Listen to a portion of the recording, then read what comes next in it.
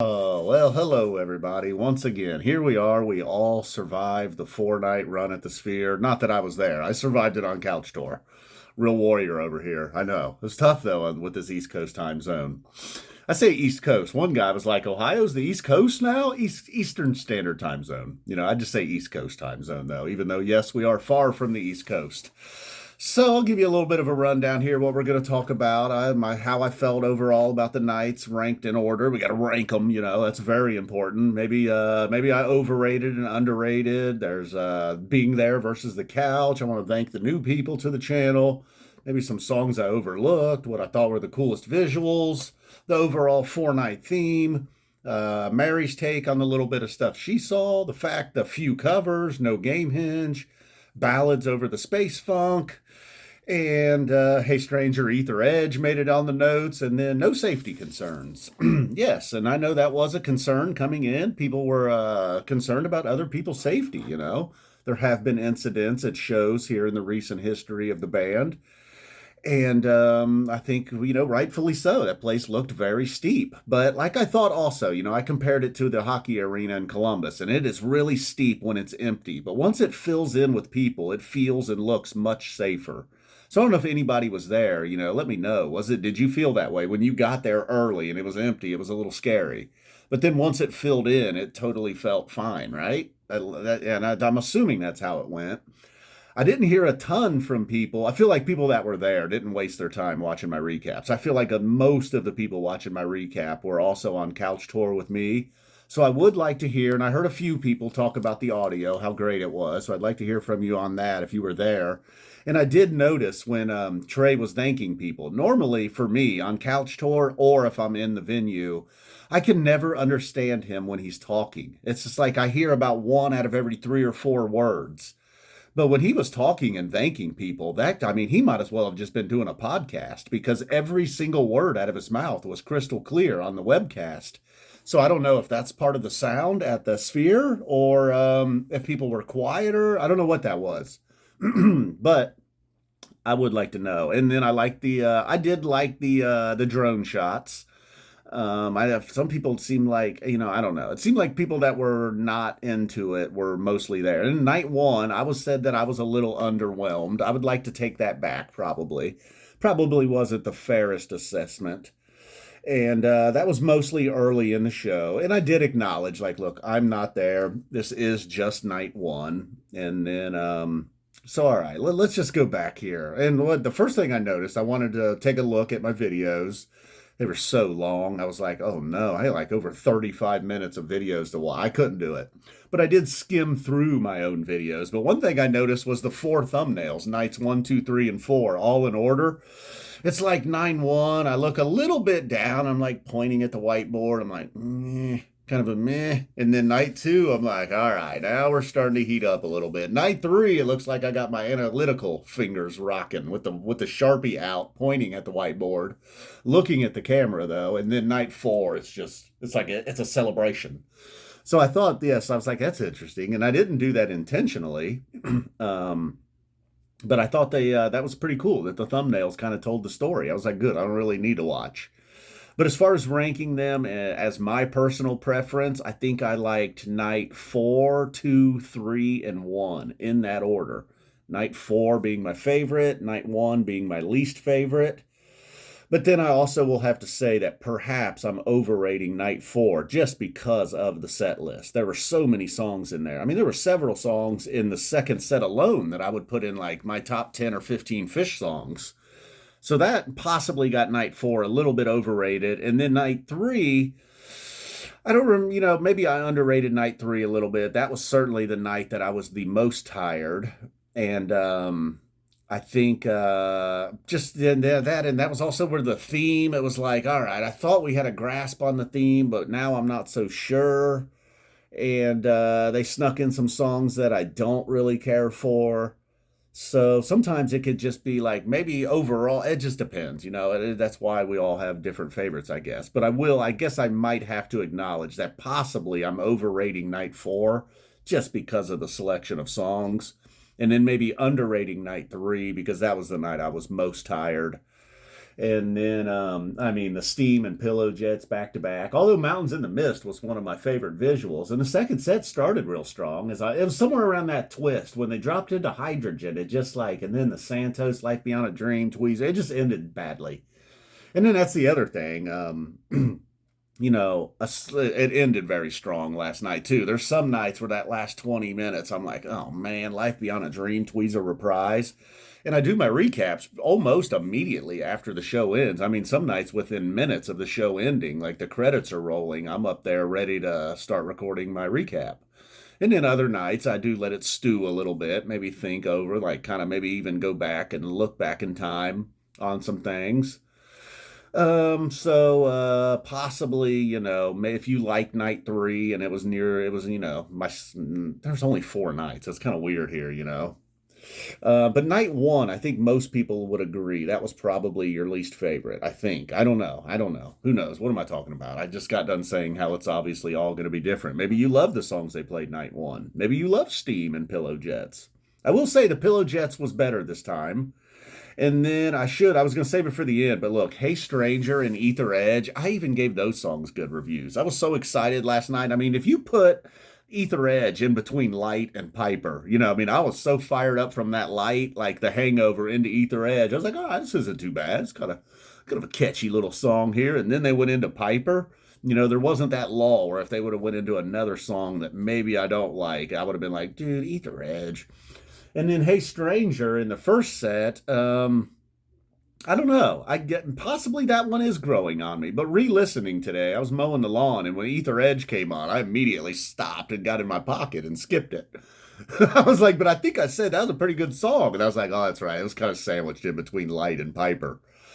So, a little cheat card for Trey. If he ever wants to get a good review out of me, just play Light, Piper, and Slave to the Traffic Light late in the second set. Not that Trey's really keeping tabs on trying to keep me happy over here, but that is a cheat card, Trey. If anybody wants to give him a heads up. Oh yeah, I think I thanked all the new people to the channel. This is pretty much what it is. I don't take myself too seriously. I don't take the band too seriously. I do love the band. They're my favorite band ever. I've went and seen them a bunch of times. I don't go as much as some of you crazy people. So we'll see. I'm more of not much really the road warrior anymore. I used to enjoy really getting out and going to the road trips, the Alpine Valleys, going down to Tuscaloosa, whatever it would be. Even Deer Creek's a little bit of a trip, but now I think Deer Creek's not really a trip. That's under 2 hours. But now I'm kind of an Ohio, maybe Deer Creek guy.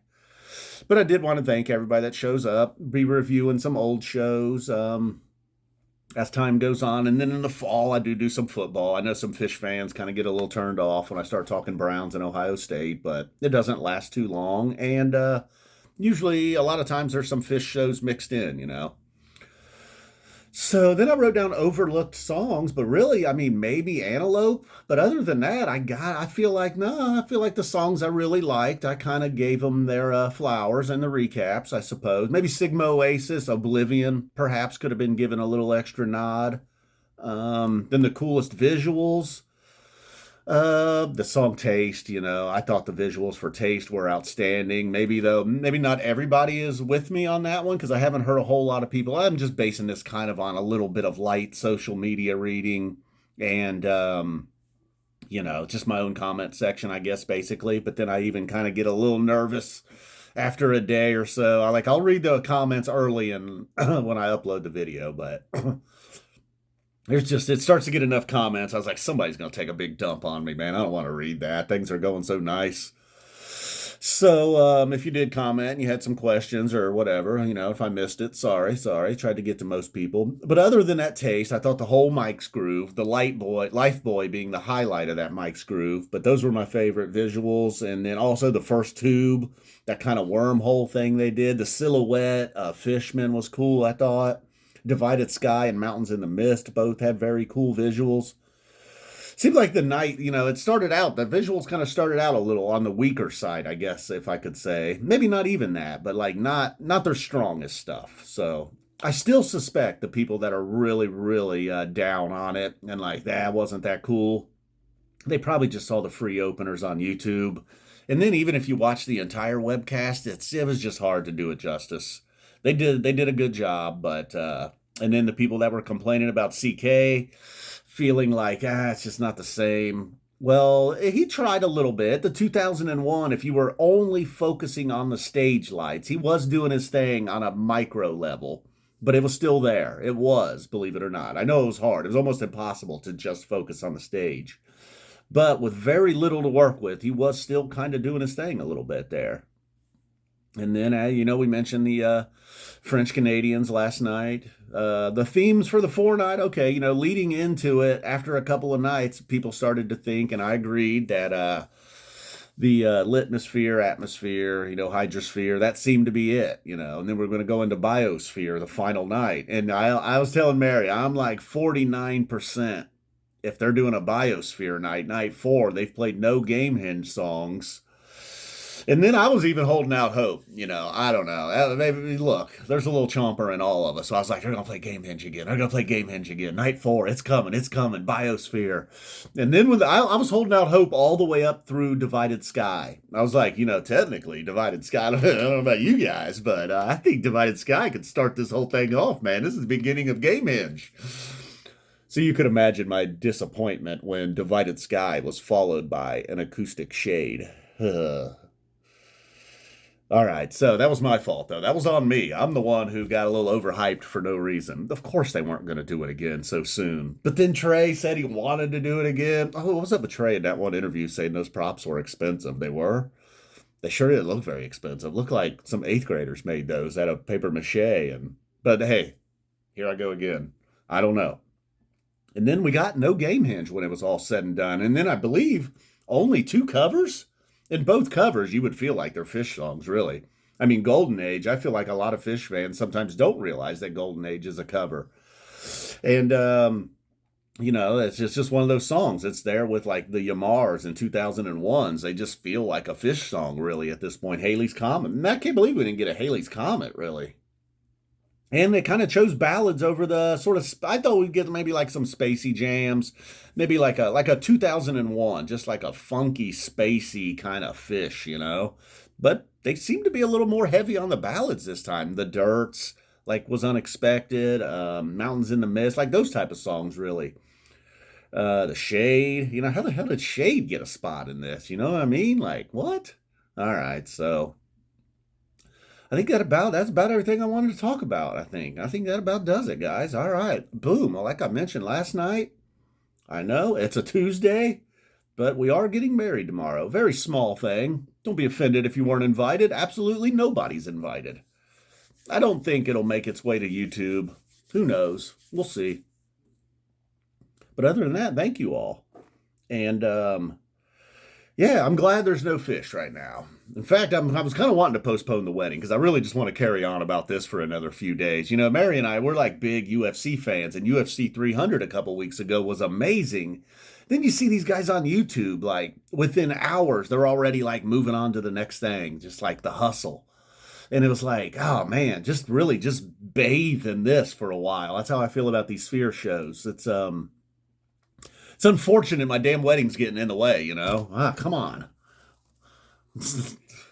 Really. I'm going to carry on about this and more and more and more. And now I got, we were running errands all day. Mary's tanning, getting her nails done. I'm like picking up Sharpies and whiteboards now. All right, guys, boom. We are out of here and wish me luck. I won't be gone long. I'll be back.